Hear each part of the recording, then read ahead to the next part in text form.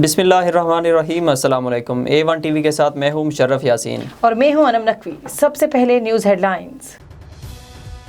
وزیر اعظم عمران خان کا نئی مردم شماری پر تمام سٹیک ہولڈرز کو اعتماد میں لینے کا اعلان۔ وزیر اعظم سے MQM کے وفد کی ملاقات، مجوزہ مردم شماری اور سندھ میں جاری ترقیاتی منصوبوں پر گفتگو کی۔ عمران خان کا کہنا تھا کہ موجودہ دور میں ادارے آزاد ہیں، الیکٹرانک ووٹنگ مشین سے انتخابی عمل میں شفافیت آئے گی، مشین کے مثبت اثرات سے متعلق آگاہی دینے کی ضرورت ہے۔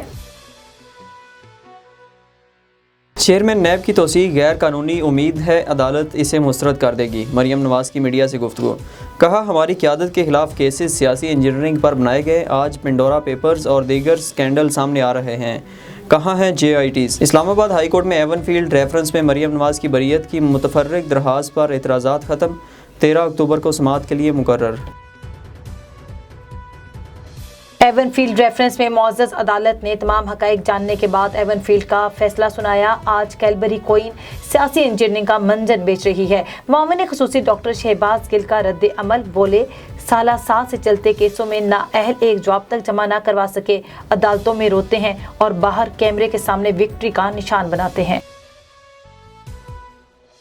شریف کے سیاست کو مرتے ہوئے دیکھ رہا ہوں۔ جب میں نے کہا تھا نون سے شین نکلے گی تو آپ میرا مذاق اڑاتے تھے۔ کمپنی کی مشہوری کے لیے اگر یہ اداروں کو نشانہ بنانا چاہتے ہیں تو کوئی فرق نہیں پڑے گا۔ پاک فوج اور اس کے ادارے اس ملک کی سلامتی کے ضامن ہیں۔ نون اور شین لیگ کی راہیں جدا ہو چکی، نواز شریف کو مرتے دیکھ رہا ہوں۔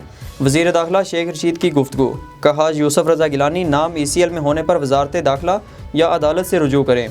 افغانستان کے لیے آن لائن ویزا شروع کر دیا، وزیر داخلہ شیخ رشید کی زیر صدارت نیشنل ایکشن پلان پر عمل درآمد سے متعلق اجلاس۔ چاروں صوبوں جموں و کشمیر، گلگت بلتستان اور اسلام آباد انتظامیہ میں روابط بڑھانے پر اتفاق۔ سی پیک میں کوئی خفیہ قرض نہیں، دشمن منفی تاثر پھیلا رہا ہے، بدقسمتی سے ہمارے اپنے لوگ بھی ڈس انفو کا حصہ بن جاتے ہیں۔ وفاقی وزیر اسد عمر اور چیئرمین سی پیک خالد منصور کی پریس کانفرنس، بولے ملک کا 74% قرض مغربی دنیا یا عالمی اداروں سے لیا گیا، باقی 26% چین کا ہے۔ IMF نے سی پیک پر معلومات مانگی تھیں جو دے دیں۔ لاہور ہائی کورٹ کا کاپی برانچ میں مقامی وکیل کی ہنگامہ آرائی شیشے توڑ دیے، سیکیورٹی سٹاف نے ملزم ماجد جہانگیر کو گرفتار کر لیا۔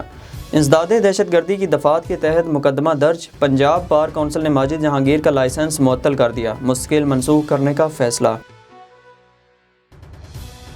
کراچی میں اینٹی نارکوٹکس فورس نے منشیات اسمگلنگ کی کوشش ناکام بنا دی، 5 ملزمان گرفتار، کروڑوں روپے مالیت کے 82 کلو ہیروئن اور 4 کلو چرس برآمد۔ اورنگی ٹاؤن میں پولیس مقابلہ، MQM لندن کا کارندہ دانش زخمی حالت میں گرفتار۔ نیو کراچی میں 3 بائک لفٹرز کو پکڑ لیا، ڈیفنس میں ملزم گھر کے باہر سے کھڑی گاڑی لے اڑا۔ فیس بک کی سابق عہدیدار نے فیس بک کو بچوں اور جمہوریت کے لیے نقصان دہ قرار دے دیا، فرانسس ہوگن امریکی سینٹ کے سامنے پیش، کہا سماجی رابطے کی ویب سائٹ معاشروں میں تفرقے کا باعث ہے، قیادت کاروباری مفاد کو ترجیح دیتی ہے، منافع کے لالچ میں ڈیٹا کو محفوظ نہیں کر رہی۔ ہیڈ لائنز آپ جان چکے، یہاں پر آپ کو گجرانوالہ سے خبر دیں۔ گجرانوالہ تھانہ فیروزوالہ کے علاقے میں نئی نویلی دلہن سے مبینہ طور پر زیادتی، ملزم کے خلاف FIR درج۔ FIR کے مطابق ملزم نے بلیک میل کر کے لڑکی کو گھر سے باہر بلایا اور باہر لا کر ملزم نے زیادتی کا نشانہ بنا ڈالا اور فرار ہو گیا۔ ملزم مصور پہلے بھی متاثرہ لڑکی کو بلیک میل کرتا تھا۔ ملزم متاثرہ لڑکی سے طلائی زیورات اور 20,000 نقدی بھی لوٹ کر فرار ہو گیا۔ پولیس نے متاثرہ لڑکی کے والد کی مدعیت میں مقدمہ درج کر دیا۔ نواب ولی محمد میں موجود گورنمنٹ بوائز ہائی اسکول نواب ولی محمد میں 1500 طلبہ اور طالبات زیر تعلیم ہیں، جن کے لیے کمیونٹی اور استاد صاحبان کے لیے پینے کے صاف پانی کا بندوبست، سولر سسٹم اور فرنیچر لیا گیا۔ مزید تفصیلات جانتے ہیں ہمارے نمائندے یوسف رن سے۔ جی یوسف، بتائیے گا۔ بتاتا چلوں، نواب ولی محمد کی جو گورنمنٹ بوائز ہائی اسکول ایک مثالی اسکول ہے، کیونکہ یہاں پہ سولر سسٹم اور پینے کے پانی کا بندوبست نہیں تھا۔ کمیونٹی اور استاد صاحبان کے سہکار سے پانی کا بندوبست کیا گیا اور تقریباً 35,000 کی کولرز لیے گئے، جیسے تقریباً 1500 طلبہ اور طالبات جو یہاں پہ زیر تعلیم ہیں ان کی पानी पी सकें।